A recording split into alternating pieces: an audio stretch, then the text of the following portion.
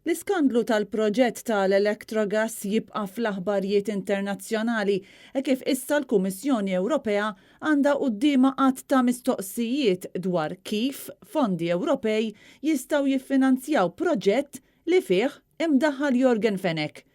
9 membri parlamentari Ewropej immexxija minn Antonio Tajani kitbu lill-Kummissjoni biex jistaqsu dwar flejjes mill-fondi Ewropej li se jkunu qed jiffinanzjaw pipeline tal-gass meta s-sistema preżenti tal-gass f'pajjiżna hija intrinsikament marbuta mal-allegat kompliċi fl-assassinju ta' Daphne Caruana Galizia.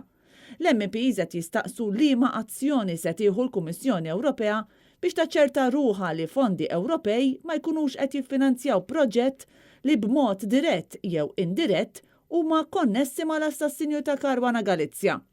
Fl-istqarrija firmata minn Tajani, l-MPs fakru kif qabel ma nqatlet Daphne Caruana Galizia kienet qed tinvestiga l-proġett tal-Power Station tal-gass u skont sorsi kienu propju dawn investigazzjonijiet li kienet qed tagħmel li waslu għall-assassinju tagħha.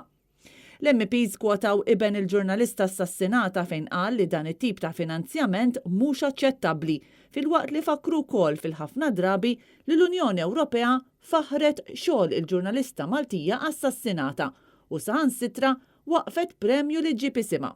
Għaldaqstant jekk l-Unjoni Ewropea tgħaddi fondi għal proġett li minnhom b'xi mod jibbenefika r-raġel akkużat bl-assassinju ta' Daphne Caruana Galizia, dan ikun aġir inkoerenti u disrispettuż lejn il-memorja tagħha.